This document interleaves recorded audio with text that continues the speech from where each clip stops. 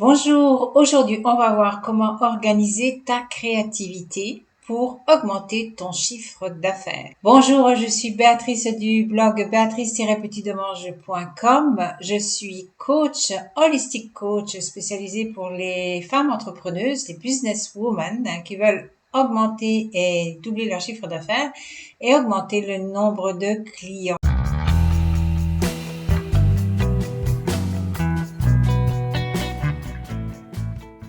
Donc aujourd'hui, nous allons voir ensemble la créativité, mais surtout comment l'organiser pour avoir plus de succès, plus de résultats concrets, donc plus d'argent aussi, pour pouvoir investir toujours plus dans ton entreprise et dans tes projets. La première chose à faire, c'est de reconnaître que tu es créative. Cela semble vraiment très simple et ordinaire, mais pas du tout. Parce que récemment, j'ai parlé avec une cliente et elle avait été très surprise du fait que je lui ai dit, mais tu es créative. Si tu n'arrives pas à organiser tes projets et tu en as plus qu'un, cela veut dire que tu es une personne très créative. Et il n'y a absolument rien de mal à cela. Ce qui pourrait être un vrai problème quand on est créatif, bien sûr, c'est dans l'organisation de ses projets. Et nous allons voir surtout pourquoi. Alors avant tout, selon toi, pourquoi as-tu plusieurs projets? Parce que tu es créative, parce que tu as besoin aussi d'exprimer ta créativité à travers différents projets. Il se peut même très bien que tous ces projets soient connectés entre eux. Et ça, le fait que tu aies plusieurs projets connectés entre eux et qui rassemblent, disons, en un projet pourrait être un problème. Pourquoi? Parce que là, je vais te poser une question. Selon toi, quel est le projet le plus important maintenant? Alors attends, parce que avant de répondre même à cette question, je vais être un peu provocatrice et peut-être un peu méchante aussi. Je suis désolée pour cela, mais répondre seulement à tes besoins psychologiques, cela ne va pas aider ton compte en banque. Pourquoi je suis provocatrice comme ça et je suis un peu méchante, je dirais même, bien parce que je veux te préparer à ma question que là je vais te poser et j'aimerais bien vraiment que tu y répondes, mais pas pour moi, pour toi, pour t'aider à faire un bon chiffre d'affaires. Alors, pour commencer vraiment à avoir une entreprise rentable, il va falloir que tu priorises tes projets.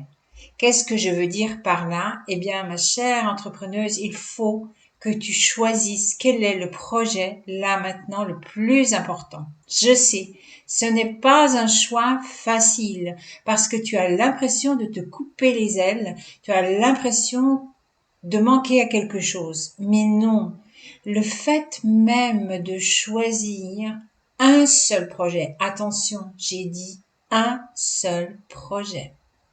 Choisis-le maintenant. Comment faire pour le choisir? C'est très simple.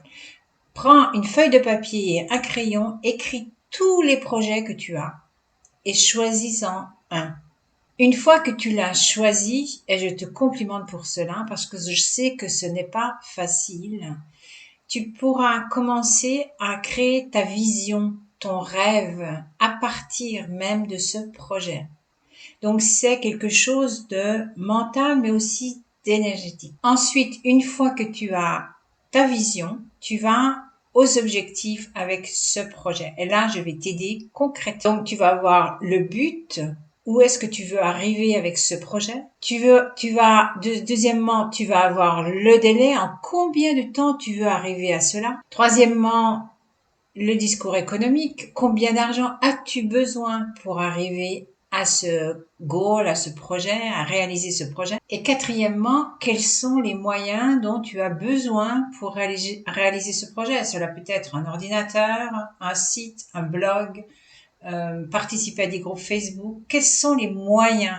Et tout ça, je te conseille vivement d'écrire. C'est le fameux quoi, qui, quand et comment, les trois Q et C. Tu peux très bien avoir d'autres techniques, la technique des grosses pierres par exemple, les grosses pierres, donc ce que tu dois faire quotidiennement toutes les semaines même, je dirais.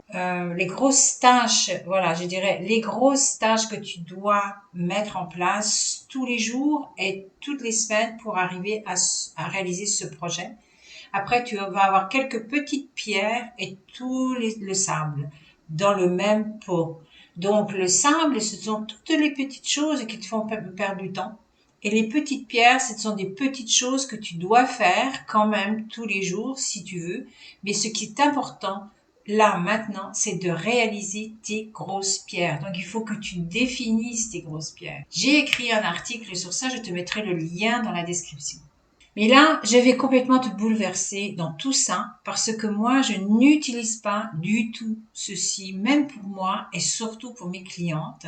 C'est-à-dire, j'utilise la cohérence cardiaque pour établir les tâches que je dois faire pour arriver à cet objectif en utilisant l'intelligence de mon cœur, en utilisant l'intelligence du cœur de mes clientes.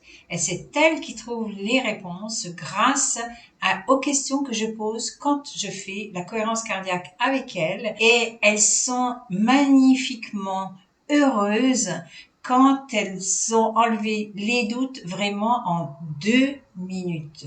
Donc forcément, nous le répétons presque, je dirais, presque chaque fois. Au bout de 3-4 séances, on commence à travailler seulement sur le programme pour arriver au résultat et augmenter leur chiffre d'affaires. Elles arrivent donc à connaître leurs priorités à partir de leur cœur, donc il n'y a absolument rien qui les arrête. Rien. Voilà, si tu as aimé cette vidéo, s'il te plaît, partage-la. Commente, inscris-toi à ma chaîne YouTube, va sur mon blog, retire le bonus que je vais mettre ici à la fin de cette vidéo et puis à bientôt.